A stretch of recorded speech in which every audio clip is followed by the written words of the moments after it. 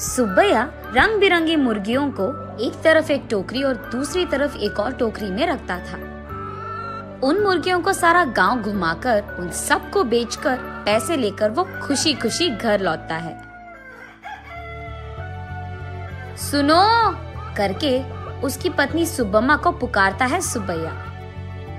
हाँ जी, आप आ गए, सारे मुर्गियों को बेच दिया आपने, ऐसे कहती है सुब्बम्मा।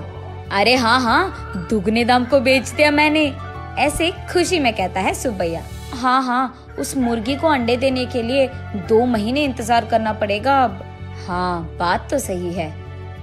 उन सब मुर्गियों में से एक गुलाब रंग की मुर्गी को अपने हाथ में लेकर, हाँ, ये मुर्गी तो हर 2 महीनों में एक बार ही अंडे देता है। काश ये साल भर हर महीने ऐसे अंडे देता, हम इससे बहुत ज्यादा पैसे कमा लेते। ये कहकर उस मुर्गी को वही जमीन पे छोड़ देता है सुब्बैया। चलो छोड़ो जी, इसी मुर्गे के वजह से तो हम कुछ तो भी कमा पा रहे हैं, अब उसी से काम चलाना होगा। अब चलो, खाने का वक्त हो गया, खाने आ जाइए आप। उस रात के 12 बजने के बाद सुब्बैया धीरे से नींद में जागकर अपनी आंखें खोलता है। उसके बगल में मौजूद सुब्बम्मा गहरी नींद में थी। इसी को मौका मानकर सुब्बैया धीरे से एक चाकू को लेकर बाहर जाता है। बाहर टोकरी के नीचे मौजूद उस गुलाब रंग की मुर्गी को वो बाहर निकालता है और उस मुर्गी से सुब्बैया ऐसे बात करता है। हर महीना अगर तू अंडा देगी तो तेरा कुछ जाएगा क्या? या फिर तुझे इस बात की घमंड है कि तू एक ही है जो रंग बिरंगे अंडे देती है? आज मैं तेरा घमंड उतार दूंगा। तो क्या कि तुम हर महीना अंडे नहीं देती हो, सारे अंडे तो तुम्हारे ही पेट में है ना। उन सारे अंडों को एक ही साथ बाहर निकालकर मैं उन सबको एक ही बार में बहुत ज्यादा पैसे के लिए बेच दूंगा, देख लेना। ऐसे कहकर जोर से हंसकर उसके चाकू से उस गुलाब रंग की मुर्गी को मार देता है सुब्बैया। लेकिन उसके पेट में देखने पर उसे एक भी अंडा नजर नहीं आता है। हाय भगवान, ऐसे सोचते ही रहता है कि इतने देर में सुब्बम्मा नींद से जाग उठती है। वहाँ आकर उसके पति के किए को देख, अरे भगवान, ये तूने क्या कर दिया? मैंने सोचा कि सबकी तरह तुम मूर्ख नहीं हो, पर तू तो वही निकला। अरे रे, इतनी अच्छी पैसे देने वाली मुर्गी को तूने जान से मार दिया। अरे रे, सोने की बतख की कहानी कभी सुनी नहीं है क्या तुमने? हाय भगवान, ये मेरे पति ने क्या कर दिया? तुझे लालची बनने की क्या जरूरत थी? ऐसे वो रोती रहती है कि इतने में ए सुनो, क्या कर रही है तू? सुब्बम्मा उठो, क्या हो गया तुझे? सोते हुए इतनी जोर से चिल्ला रही है, पागल हो गई है क्या?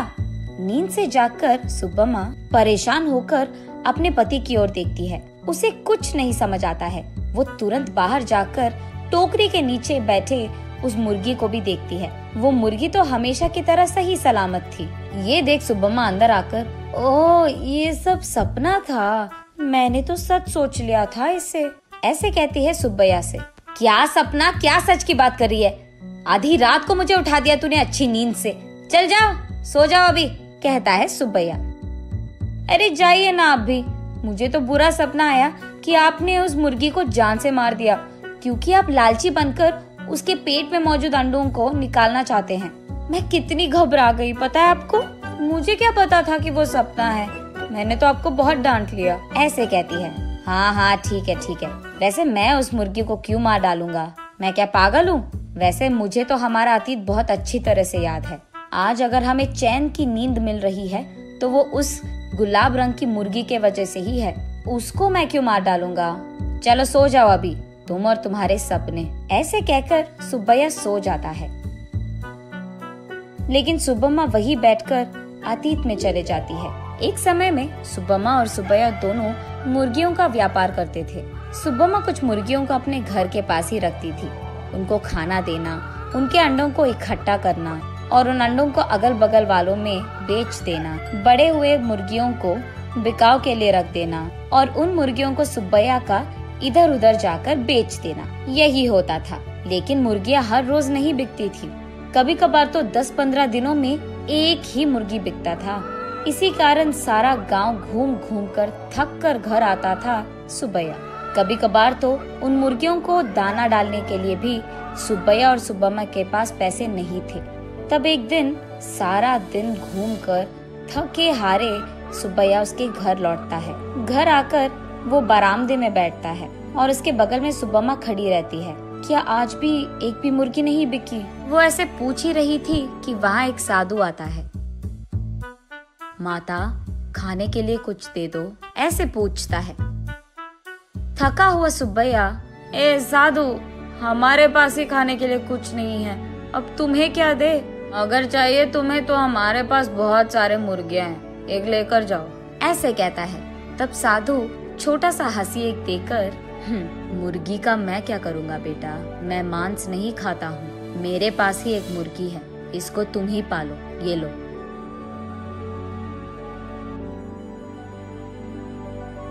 ये कहकर उनके हाथ में मौजूद एक गुलाब रंग की मुर्गी को उसके हाथ में देता है। मुड़कर देखने से पहले ही वो साधु वहाँ से गायब हो जाता है। सुब्बैया तब उस गुलाब रंग की मुर्गी को देख, इस तरह की मुर्गियाँ भी मौजूद है क्या? अगर इसी रंग के मुर्गियाँ हमारे पास होंगे तो हम उन्हें दुगने दाम में बेच पाएंगे, ऐसे कहता है सुब्बम्मा को देखते हुए। हाँ चलो ठीक है, अब हमें इस प्रकार के मुर्गी कहाँ मिलेगा? वो साधु मांसाहारी नहीं था इसीलिए दिया उसने, वरना इस रंग की मुर्गी हमारे पास कहाँ से आता? ये कहकर उस मुर्गी को वही एक टोकरी में डालकर वहाँ से चले जाते हैं। अगले दिन देखने पर वो मुर्गी अंडे देता है। ये देख वो दोनों उन सारे अंडों को एक जगह इकट्ठा करके रखते हैं। कुछ दिन बाद उन अंडों से बाहर आए मुर्गियों को देख सुब्बम्मा आश्चर्यचकित हो जाती है। अरे सुनो, इधर आइए आप, सुनते हो? अरे कहाँ हो आप? इधर आइए जल्दी, ऐसे वो अपने पति को पुकारती रहती है। अरे क्या हो गया? ऐसे चिल्ला रही है जैसे कोई मर गया, क्या हो गया? उसके ऐसे कहने पर सुब्बम्मा उसे रंग बिरंगी अंडों को दिखाकर ऐसे कहती है, अरे देखिए ना, उस साधु ने जो मुर्गी हमको दिया है उसके अंडों से रंग बिरंगी मुर्गियाँ आई है। ये कहकर सुब्बम्मा उन मुर्गियों को सुब्बैया को दिखाती है। चलो अच्छा ही हुआ, भगवान की कृपा हो या साधु की, हमारे लिए तो ये भला ही है। चलो हमारी मुश्किलें तो खत्म हो गई। आज ही मैं इन सारे मुर्गियों को बाजार में दुगने दाम पर बेचकर उन पैसों के साथ घर लौटूंगा। सुब्बैया जो रंग बिरंगे मुर्गियों को लाता है वहाँ के गांव वाले कभी नहीं देखे थे। इसी कारण गांव वाले सारे बहुत उत्साह से हमें चाहिए तो हमें चाहिए ऐसे एक दूसरे में बहस करते हुए सुब्बैया के पास जाते हैं।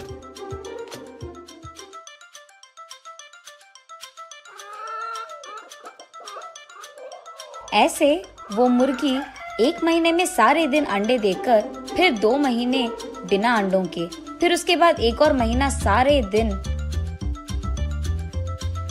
अंडे देते हुए रहती थी। अब उन्हीं महीनों में सुब्बैया भी अंडों को जमा करके उन्हें बाजार में बेचता था। ऐसे ही कुछ ही दिनों में पति पत्नी दोनों कमाए हुए पैसों के कारण चैन की नींद सोने लगते हैं।